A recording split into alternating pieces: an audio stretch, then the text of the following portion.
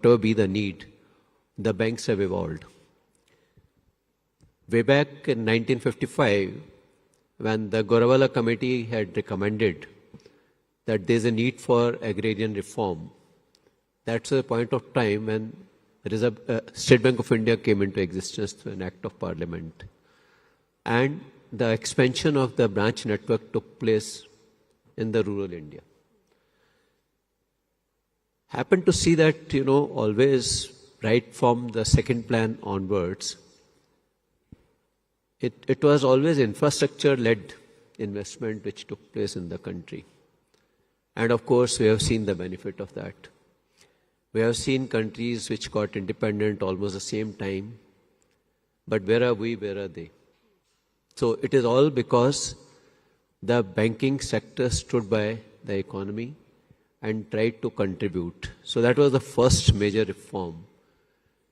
Perhaps encouraged by the kind of financialization it started having because of the State Bank of India moving into the upcountry areas. It was a nationalization which took place in 1969. Then later on, the second phase of nationalization also took place. I think that was an imperative need at the material point of time, that there was a need for expanding the branch network. Then came 1990 with the liberalization of the economy. That was a point of time when it was felt that now it's a time for bringing in more competition, and private sector banks were given the license, which actually worked as a catalyst for the public sector banks too.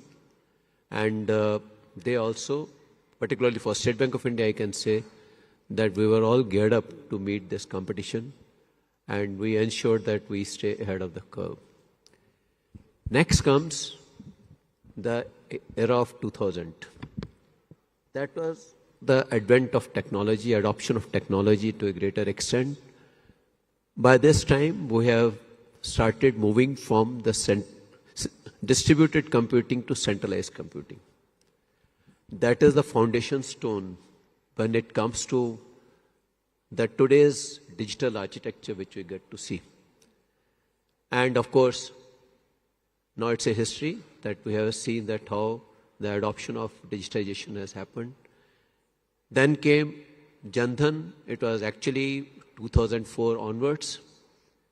It was a jam trinity, Jan Dhan, Aadhaar, mobile, and it led to a situation where it was a democratization of the banking services through the Jan Dhan account. So this is something which happened.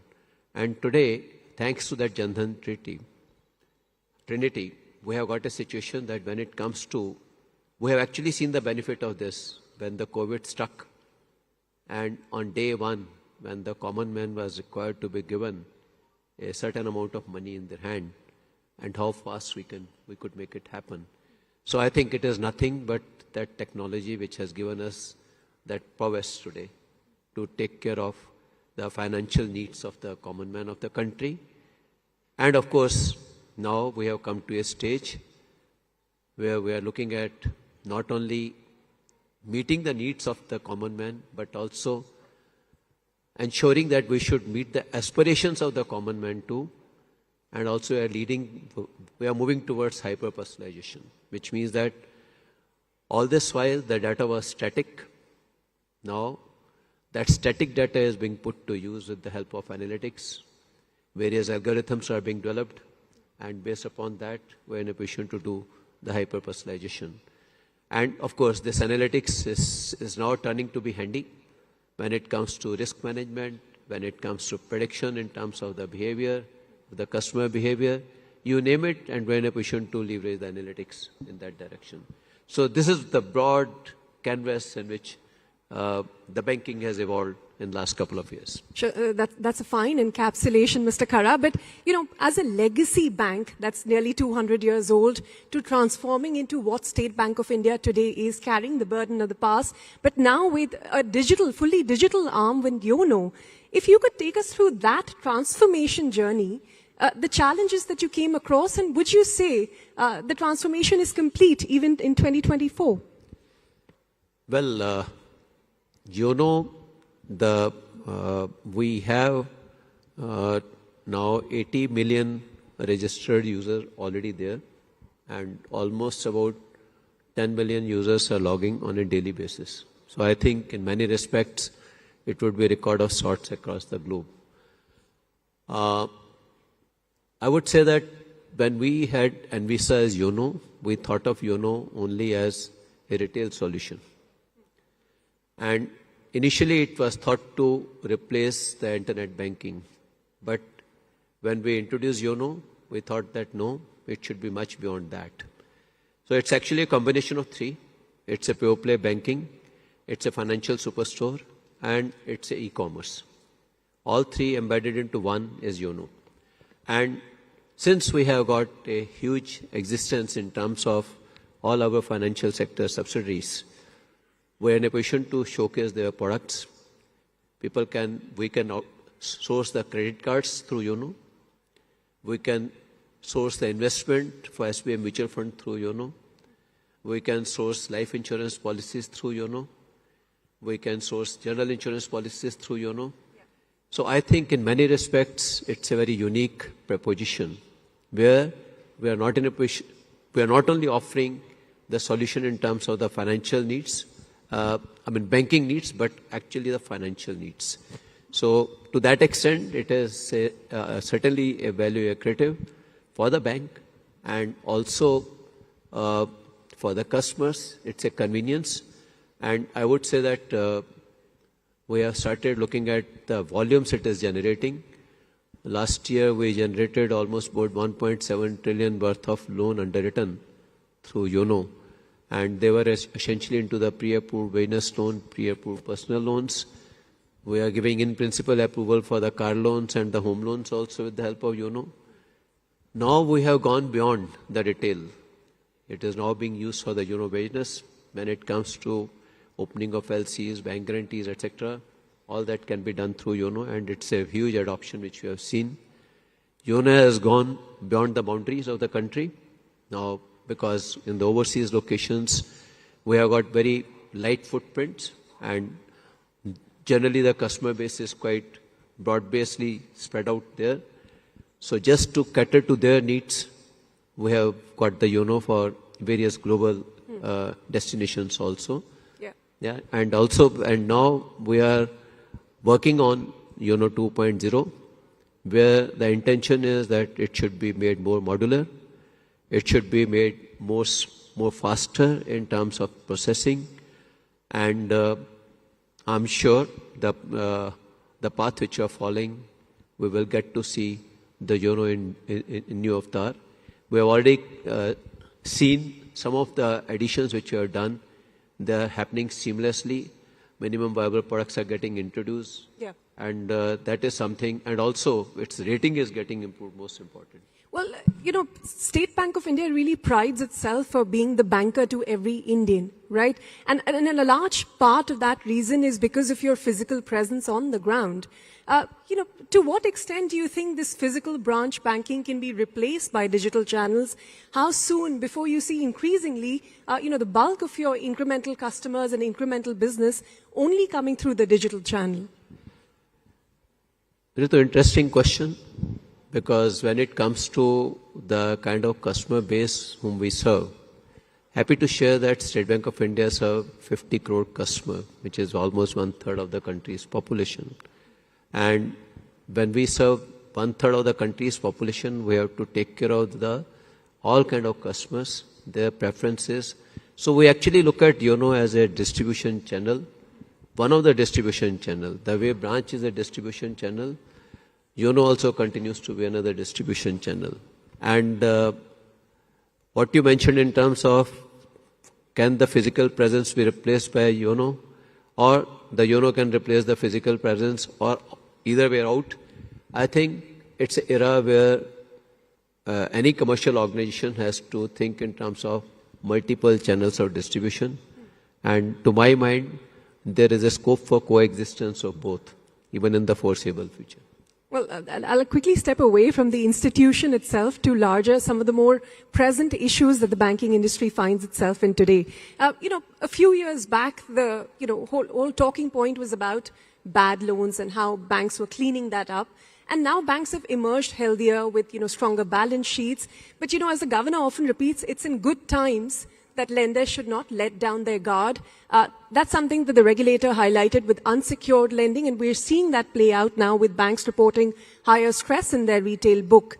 But to your mind, now that we're in these good times, what are some of the emerging risks to be wary of, for the present generation of banking? Well, rightly said that invariably the mistakes are committed in the good times, because if at all you take away your sight from the road and also the steering wheel, the accident can happen anytime. So that is one of the reasons why for any banker, good time or bad time, a risk is always to be kept in mind.